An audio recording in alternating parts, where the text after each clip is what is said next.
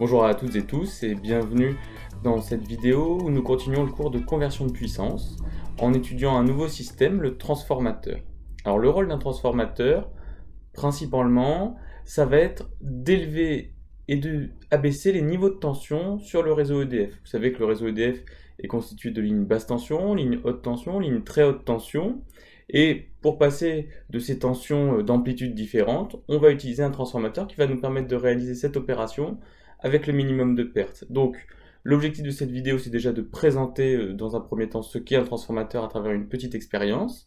Et puis, nous allons proposer un premier modèle simple qui permet de voir justement de combien est augmentée l'amplitude de la tension entre l'entrée et la sortie du transformateur. Et au contraire, que se passe-t-il pour les courants en contrepartie? Donc voilà ce qui va se passer ici. Nous verrons un petit peu plus tard d'autres études sur le transformateur, notamment concernant les pertes en son sein, et puis également d'autres applications qu'il peut avoir. Alors on présente ici une expérience sur le transformateur. Transformateur constitué d'une bobine à gauche, petite bobine 1, bobine primaire, et d'une bobine à droite, petite bobine secondaire. On va appeler N1 le nombre de spires de cette bobine, et N2 le nombre de spires de cette bobine.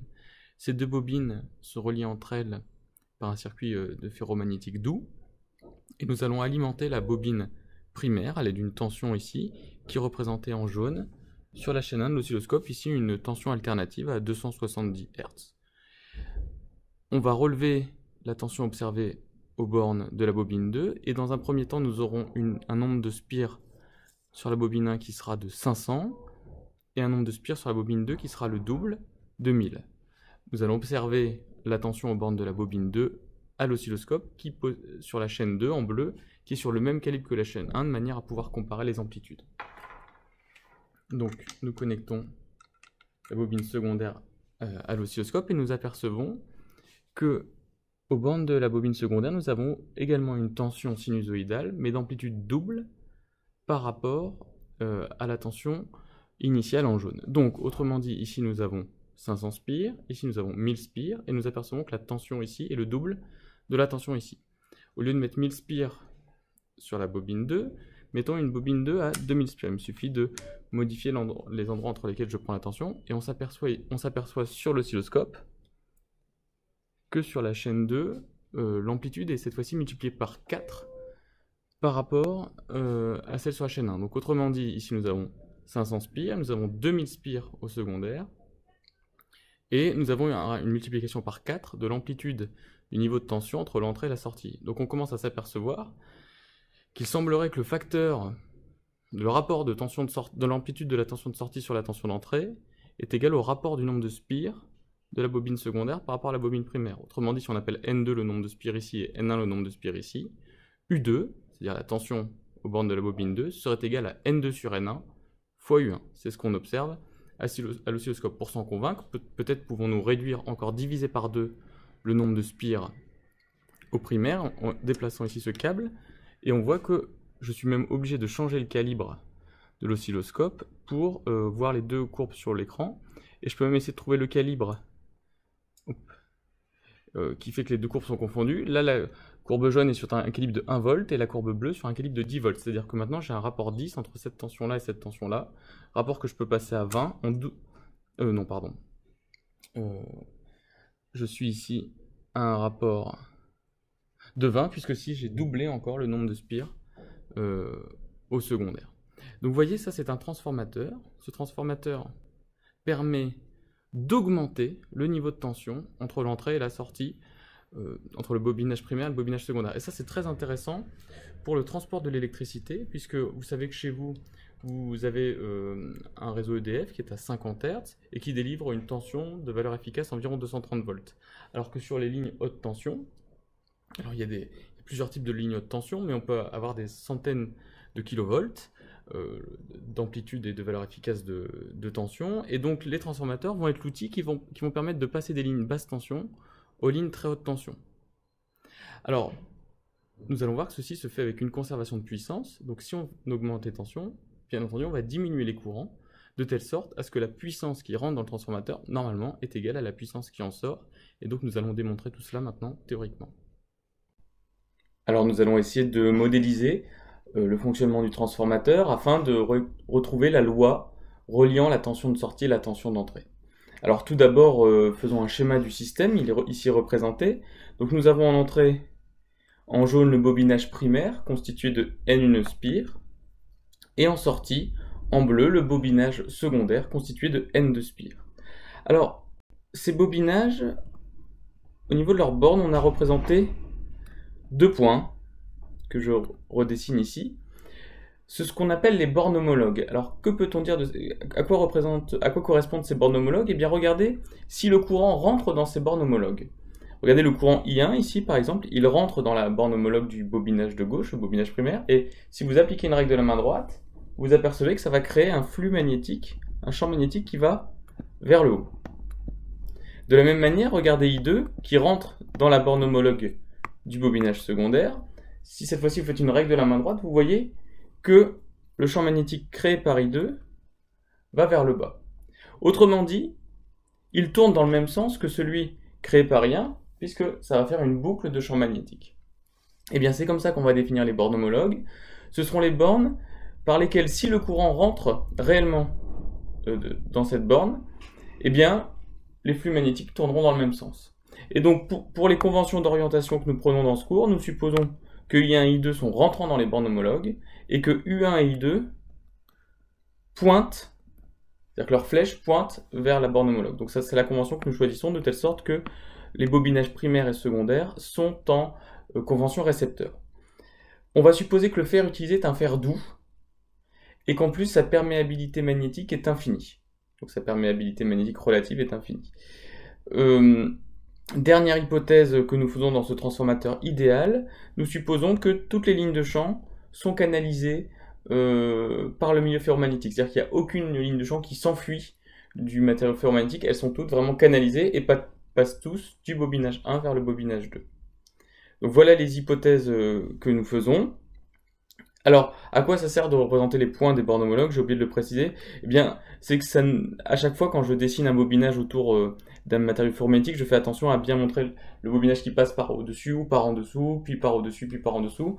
Hein, par exemple ici, de telle sorte qu'on comprend bien comment est bobiné le film, mais c'est pas toujours une représentation très pratique, surtout quand on veut le faire rapidement. Si on met les bornes homologues, eh bien, il n'y a plus besoin de prendre autant de soin à dessiner le bobinage. On voit tout de suite dans quel sens le flux va être créé. Alors essayons de trouver les relations entre les tensions U1 et tension U2 en entrée et en sortie. Donc j'ai redessiné le bobinage primaire ici, composé de N inspire, et pour trouver une relation concernant U1, il est intéressant de dessiner le schéma électrique équivalent du bobinage primaire. Donc on a toujours U1 comme ça, I1 comme ça ne change pas, et je vais faire un schéma équivalent de cet enroulement en négligeant la résistance interne des enroulements.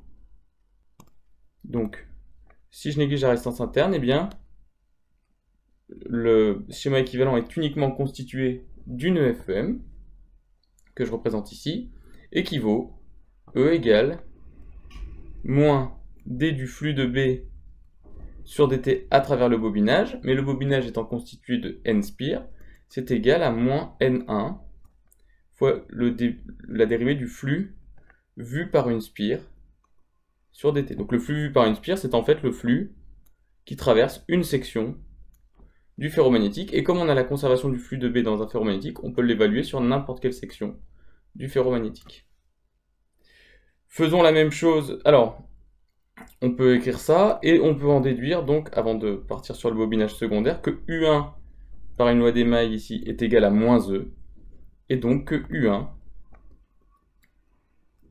qui vaut moins E, vaut N1, D du flux phi sur dt, le petit flux avec le phi minuscule étant le flux à travers une section du milieu ferromagnétique, et donc à travers une spire. Considérons donc maintenant le bobinage secondaire, ici, et effectuons également le schéma équivalent.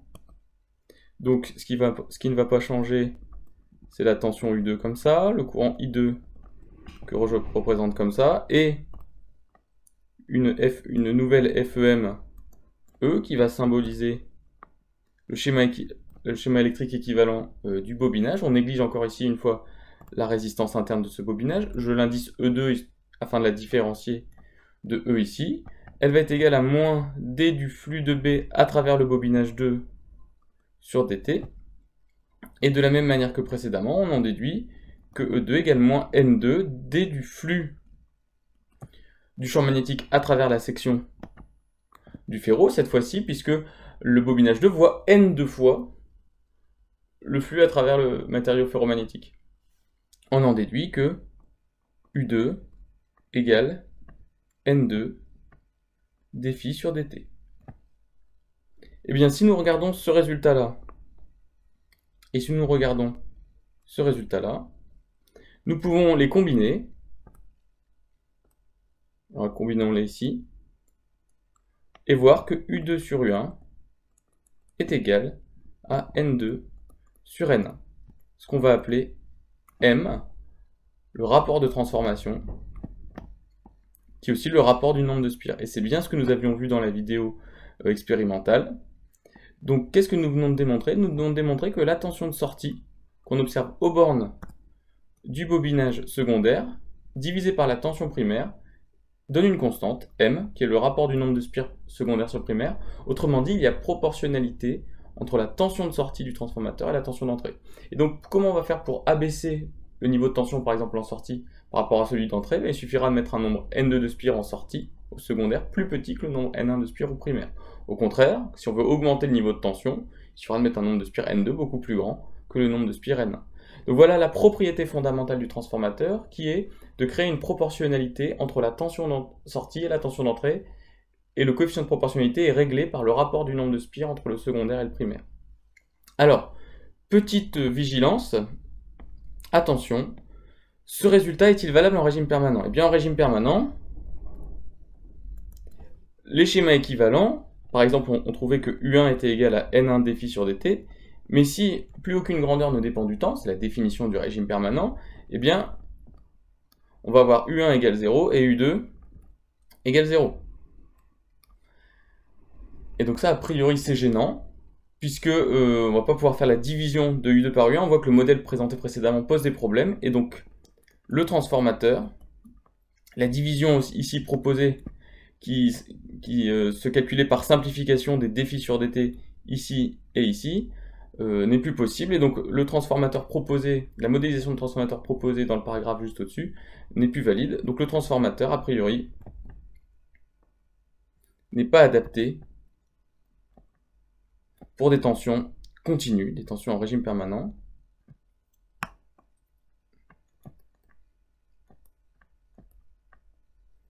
Et en effet, on utilisera les transformateurs sur les réseaux alternatifs. Et d'ailleurs, c'est un des grands avantages des réseaux de tension alternatifs, c'est qu'on peut très facilement augmenter et baisser les niveaux de tension à l'aide de transformateurs. Alors que les réseaux électriques continus, ça existe, il existe des lignes haute tension continues, mais on ne peut pas facilement augmenter et baisser les niveaux de tension à l'aide de transformateurs. Donc ça a été une explication, l'existence des transformateurs et leur réalisation facile est une explication du choix du réseau EDF alternatif par rapport au réseau continu, car on était capable d'augmenter et d'abaisser très facilement les niveaux de tension. On sait le faire aujourd'hui aussi avec de l'électronique de puissance avec des tensions continues, mais c'est quelque chose qui est plus récent. Donc le transformateur n'est pas adapté pour des tensions continues. Alors, on a parlé des tensions, regardons ce qui se passe maintenant au niveau des courants. Donc ce que nous savons maintenant, c'est que la tension U2 est égale à N2 sur N1 fois la tension U1. Que se passe-t-il au niveau des courants? Alors, pour relier les courants, ce qu'on fait souvent, c'est appliquer un théorème d'Ampère sur une ligne de champ de B et de H, que je représente ici. Donc on va écrire le théorème d'Ampère,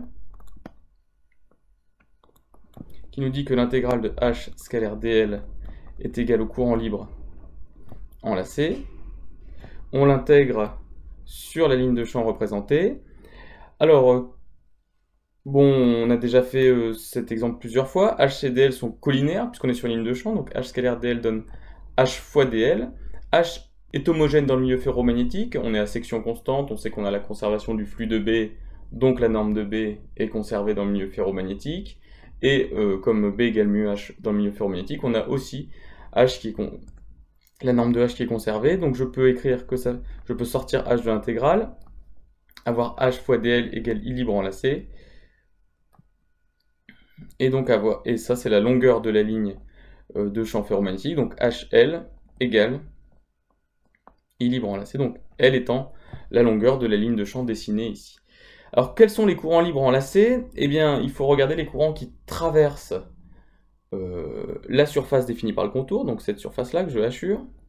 Il faut regarder les courants qui traversent cette surface et les algébriser positivement quand ils traversent vraiment la surface dans le sens défini par le contour, c'est-à-dire le contour ici est orienté dans cette direction-là, donc avec la règle de la main droite, il faut regarder les courants qui vont vers le fond de l'écran, qui descendent vers le bas. Et bien alors, où sont ces courants?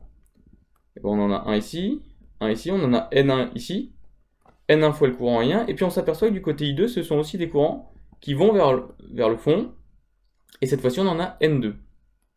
Donc, quel est le courant enlacé par la ligne de champ que nous avons considérée? Eh bien, il y a N1 fois le courant I1 à gauche, et N2 fois le courant I2 à droite. Donc le courant total enlacé par ce contour, c'est N1 I1 plus N2 I2. Et donc on s'aperçoit que on va avoir HL égale N1 I1 plus N2 I2, et on rappelle une hypothèse qu'on a faite au début de ce cours, c'est que on était sur un fer doux, donc on a B égale mu H, et on a supposé que mu tendait vers l'infini. Autrement dit, H est égal à B sur mu avec mu qui tend vers l'infini, mais B étant fini, ça implique que H tend vers 0. Donc on va pouvoir tout de suite écrire que N1 I1 plus N2 I2 égale 0, et autrement dit, le rapport des courants I2 sur I1 vaut moins N1 sur N2, c'est-à-dire moins 1 sur M. Voici le lien entre les courants dans un transformateur idéal. Donc, à mettre en regard avec U2 sur U1, qui lui est égal à M. Avec les courants, je dézoome, qui sont ici rentrants dans les modes homologues. Donc, autrement dit, si on a multiplié par M la tension d'entrée pour avoir la tension de sortie, on a en revanche divisé par M le courant d'entrée pour avoir le courant de sortie. Le signe moins vient du fait qu'on a considéré I2 comme étant rentrant dans le transformateur. Si on définissait I2' sortant du transformateur, I2' serait égal à moins I2, et on pourrait écrire alors que I2' sur I1 égale 1 sur M. On aurait alors la positivité du rapport des courants. Au passage, il est intéressant de regarder la puissance consommée par le bobinage primaire. La puissance reçue par le bobinage primaire, la puissance instantanée, c'est U1 fois I1. La puissance ici, qui serait reçue, donc là on a toujours la tension U2, par le système qui est derrière le transformateur. Ce serait P2 égale U2 fois I2'. P1 égale U1 fois I1, P2 égale U2 fois I2'. Eh bien, si nous appliquons cette relation-là et celle-ci, nous nous apercevons que, hop, prenons ces deux informations-là, P2 sur P1 égale U2 sur U1 fois I2' sur I1, et vous voyez que ça fait M fois 1 sur M, c'est-à-dire que ça fait 1. Et donc dans un transformateur idéal, avec toutes les hypothèses que nous avons vues, toute la puissance reçue au primaire par le transformateur est fournie à ce qu'il y a derrière le transformateur, via le secondaire. Donc il n'y a pas de perte de puissance au sein du transformateur, il n'y a pas non plus d'accumulation de puissance dans le transformateur, pas d'accumulation d'énergie. Donc le transformateur d'un point de vue puissance est transparent, c'est-à-dire que certes on augmente les niveaux de tension, mais en contrepartie on baisse largement les niveaux de courant. Donc la puissance reste inchangée. Ce n'est pas un amplificateur au sens amplifier la puissance d'un signal. Alors quel est l'intérêt de faire ça? Quel est l'intérêt de propager, de transmettre l'électricité sur des grandes distances à l'aide de très haute tension? Parce que c'est quand même ça que permet de réaliser le transformateur. Eh bien l'idée, c'est que à puissance égale qu'on transporte, on peut soit transporter une grande tension et un petit courant, soit un grand courant et une petite tension. Et le produit UI est le même dans les deux cas. Le problème, c'est que plus il y a de courant dans les fils, plus on va avoir de l'effet Joule dans les fils électriques qui transportent le courant. Et donc ça, on aime le diminuer parce que ça va créer des pertes sur le réseau EDF. Donc autant autant distribuer l'électricité sous forme de très haute tension et de très faible courant pour minimiser l'effet Joule. Sauf que ces très hautes tensions, qui sont de plusieurs centaines de kilovolts, on ne va pas pouvoir les mettre directement chez les individus, sur leur prise de courant, parce que les appareils qu'on utilise utilisent des beaucoup plus petites tensions. Donc quand on va s'approcher des habitations, on va rediminuer les niveaux de tension, ça va réélever un peu les courants, de telle sorte à ce qu'on ait des niveaux de tension utilisables par des appareils de la vie de tous les jours. Et c'est pour ça qu'on va mettre des transformateurs entre les lignes très haute tension, qui vont, elles, uniquement servir à transmettre l'électricité, à distribuer l'électricité sur de très grandes distances, et les habitations qui, elles, utilisent des niveaux de tension plus faibles. Donc et tout ça, normalement, avec des transformateurs idéaux, qui ont une puissance en sortie qui est exactement la même que la puissance en entrée. En réalité, on pourra observer des rendements en général au-dessus de 95%, et on expliquera d'où viennent les pertes et comment on fait pour les minimiser. Donc, on va faire le bilan. Donc déjà, quelles étaient les hypothèses du transformateur idéal que nous avons fait? Nous avons considéré des enroulements de cuivre sans résistance interne. Ça, ce sera une première cause de perte. Nous avons considéré un milieu ferromagnétique doux, qui en plus possédait une perméabilité magnétique infinie. Et en plus, nous avions supposé que toutes les lignes de champ 2B étaient canalisées dans le milieu ferromagnétique. Eh bien, dans ce cas-là, nous avions U2 sur U1 qui était égal au nombre de spires au secondaire sur le nombre de spires au primaire, et I2 sur I1 qui était égal à moins N1 sur N2. Et donc, notre transformateur qui était dessiné comme ça, alors là je le dessine rapidement, vous voyez là je ne fais plus très attention aux enroulements, mais je mets les points pour bien dire quelles sont les bornes homologues. U1, tension U1, courant I1 rentrant dans la borne homologue, tension U2, courant I2 rentrant dans la borne homologue. On va arrêter de représenter ça de cette manière-là. Le transformateur idéal, on va le dessiner par deux cercles. Représenter les bornes homologues par des points, appeler U1, I1 les tensions et les courants au primaire, U2, I2 les courants et les tensions au primaire, noter M le rapport de transformation, et voici comment, dans les circuits électriques, on représentera désormais un transformateur idéal qui sera associé aux lois physiques U2 sur I1 égale N2 sur I1 égale M et I2 sur I1 égale moins N1 sur N2. Au passage, nous en reparlerons, mais attention, le petit m, qui est le rapport de transformation, n'a rien à voir, en tout cas, n'est pas directement la même chose que le grand M, qui est le coefficient de mutuelle inductance entre le bobinage primaire et le bobinage secondaire, qui dans le cas d'un couplage parfait, valait racine de L1 sur L2, et dans le cas général était inférieur à racine de L1 sur L2. C'est la même lettre, ça correspond à des phénomènes qui sont proches, on est d'accord, c'est le couplage entre deux bobines. Ici vient un milieu ferromagnétique, mais ce n'est pas la même lettre, ne confondez pas ces choses-là, et dans une prochaine vidéo, justement, on verra le lien entre les deux représentations, la représentation sous forme de transformateur, et la représentation sous forme de bobinage couplé par une mutuelle inductance.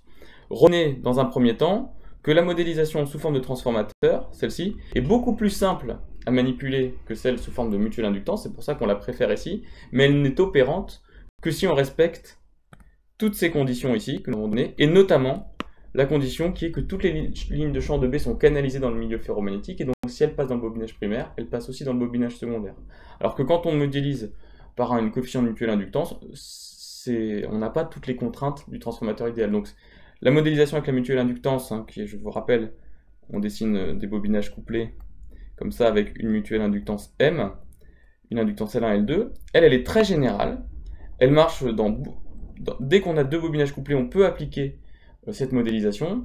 En revanche, elle mène à des calculs plus compliqués, des équations différentielles un petit peu plus pénibles à résoudre, alors que quand on a les bonnes conditions du transformateur idéal ici, on a une modélisation beaucoup plus simple ici, qui est faite de proportionnalité entre les signaux, donc on la préfère largement. Donc voilà un petit peu le résumé de ce que nous avons vu, et nous verrons un peu plus tard les limites de ce modèle idéal et comment les prendre en compte.